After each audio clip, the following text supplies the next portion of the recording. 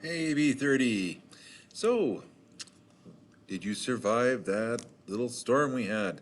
I don't know if it's little or not, but at least it's a lot smaller than the big blizzard we had back in November. But uh, blowing wind, ice, wind, rain, snow. It was kind of remnants of the day after tomorrow. But if you've seen that movie, but um, it was actually wasn't too bad for shoveling. So uh, got that all done before coming to school. So be careful out there, all right? Because it's still pretty slick because it rained first and then it snowed. So at least we have a little bit of snow to give it some grip, but still be careful if you're driving and walking around. The winds are still going to be pretty heavy today. So that was your weather report for today.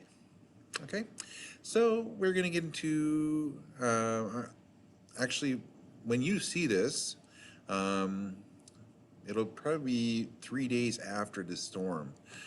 So just keep in mind the perspective differences here between what I just described about the storm, and because you'll be wondering, there was no storm yesterday, and I was, yeah, I know, but uh, I thought, well, I'll just get this video done for you, and then it's ready to go, and we're going to focus on Act 2 here. This will be an Act 2 video, and I've made some changes from the previous playlist, but I do recommend that you watch the other Hamlet videos because I do provide some insights and guidance on explaining what's going on in the play.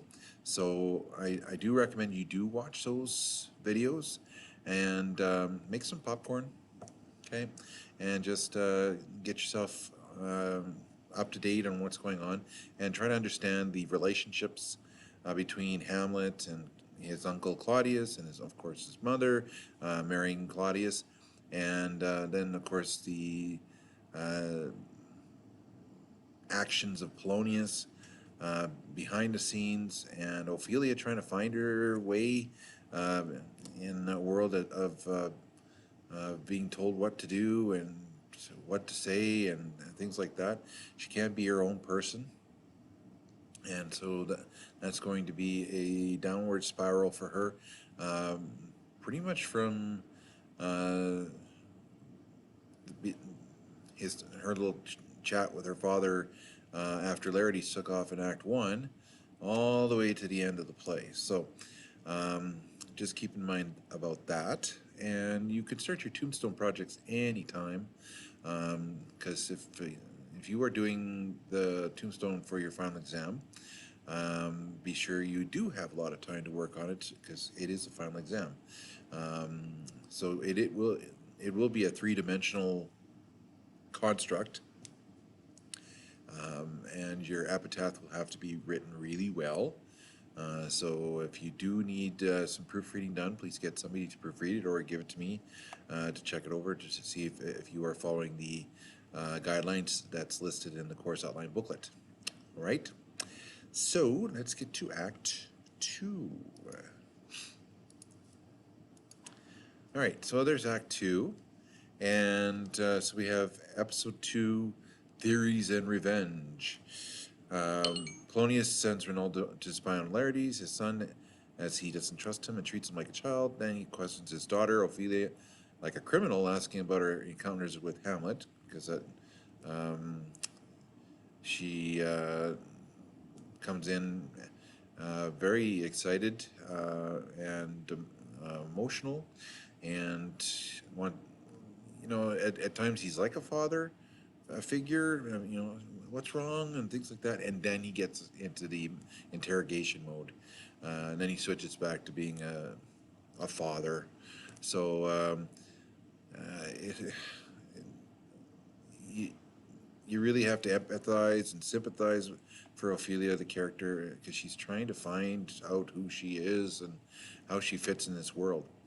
Um, and of course, Hamlet is now transforming uh, himself into a person that is contradictory of who he normally is, because he has to find a way to avenge his father's murder, and he can't do it by being himself.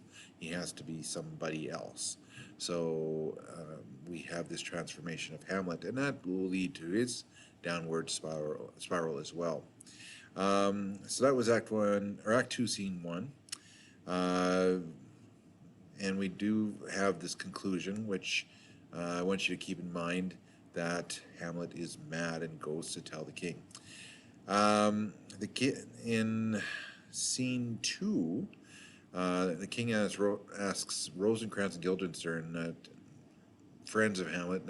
I kind of use that loosely, and I'm actually going to change that to that. So, friends of Hamlet. It's more like acquaintances. So it really tells you that Hamlet's mother and now stepdad slash uncle don't have a clue who Hamlet's friends are, and so they bring in these two people that maybe Hamlet's talked about at some point or whatever, and they believe that that must be a good friend of Hamlet's, when in fact really they're not.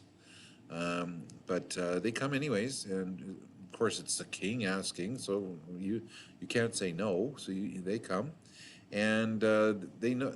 It's like, first of all, what are you doing here? And then he realizes that there's a bit of snooping going on. So these two have been sent to snoop, find out what's going on with Hamlet, and so Hamlet has to really be on guard and be sure that he doesn't let anybody know what his plans are for avenging his father's death and bringing peace to his spirit. So Hamlet secures a group of actors later on in that scene, and so it's a really long scene too, but it's very important at the same time, because we do see what type of character Polonius is, how far Rosencrantz and Guildenstern will go to work, basically do what the king wants. So kind of like a patsy type character. And so Hamlet really has to tread softly on how far he goes in different situations that comes his way. This play, though, he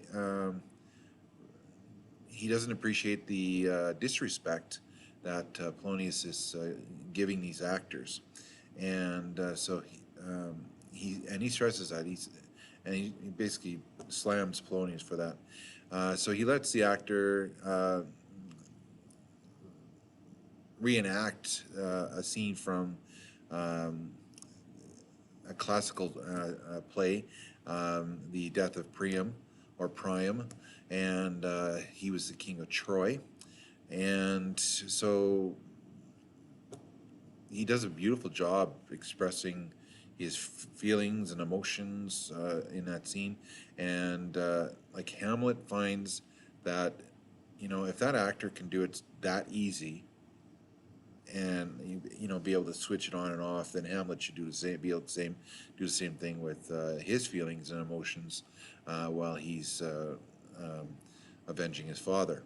So he does regret his inability to be like this actor, and he has to change that. And there's still a bit of a doubt in Hamlet's mind that this ghost is real. So he needs proof. Of course, we all want proof for things that doesn't make sense.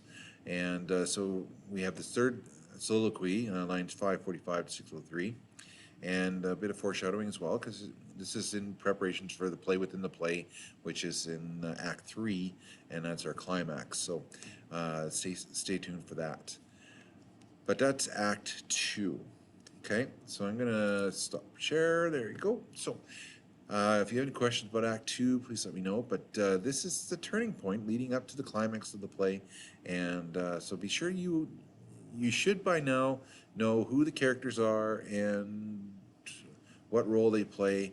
and what kind of impact they're having on each other, and of course, what path they're on, based on the decisions they're making or the choices they're making, and of course, with every action there's a consequence. So pay very close attention to those consequences. All right. So until next time, take care, be safe.